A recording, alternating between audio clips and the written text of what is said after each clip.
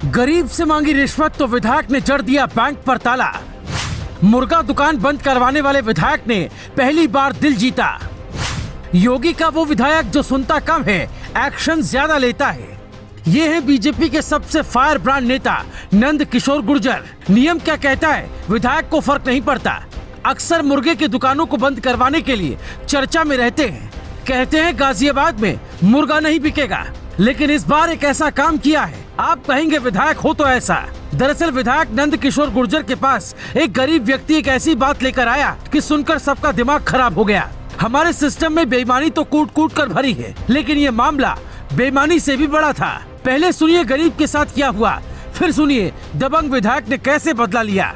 और आप कहेंगे हाँ, कानून हाथ में लेना गलत बात है, लेकिन होना ऐसा ही चाहिए। पिछले कुछ दिनों से विधायक नंद किशोर गुर्जर के पास कुछ गरीब परिवार पहुंचे। उन्हें बताया कि जब वो बैंक से पीएम योजना के तहत 10,000 का लोन लेने जाते हैं तो बैंक वाले रिश्वत मांगते हैं। ऐसा एक दो परिवारों के साथ नहीं हुआ, बल्कि कई परिवारों की यही शिकायत थी। अब 10,000 में रिश्वत सोचकर ही आप कहेंगे हद है।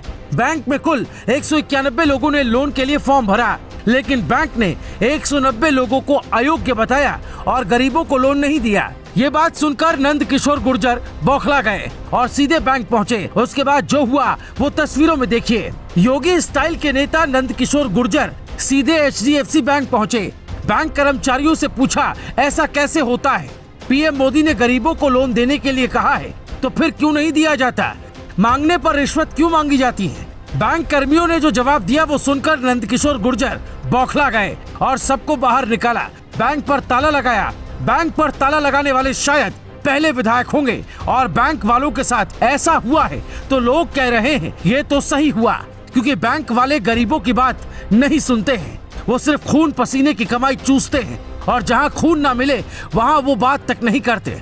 बैंक का शटर गिरते ही ताला लगा दिया। हम जानते हैं ये कानून हाथ में लेने जैसा है, लेकिन क्या सिस्टम को सुधारने का कोई दूसरा तरीका है? लोनी विधायक की बात एकदम सही इसलिए लगती है क्योंकि बैंक लोन नहीं देता, जबकि लोन देने का आदेश पीएम मोदी का है।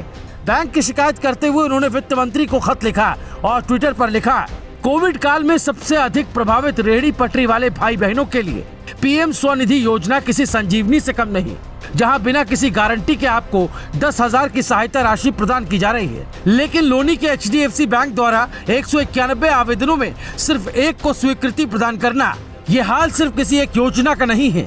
स्किल्ड इंडिया के लिए युवाओं को लोन का प्रावधान पीएम मोदी ने किया, लेकिन बैंक वालों की धमक के आगे लोन लेना भगवान से मिलने जैसा है। 7 अप्रैल 2015 को पीएम मोदी ने मुद्रा लोन योजना की शुरुआत की, लेकिन लोन कितनों को और कैसे मिलता है ये सब जानते हैं। अब यहाँ पीएम की गलती नहीं है, हमारे सिस्टम की गलती है।